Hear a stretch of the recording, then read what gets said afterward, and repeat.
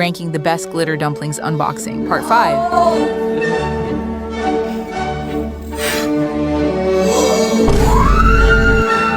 No, but I love them all, you know?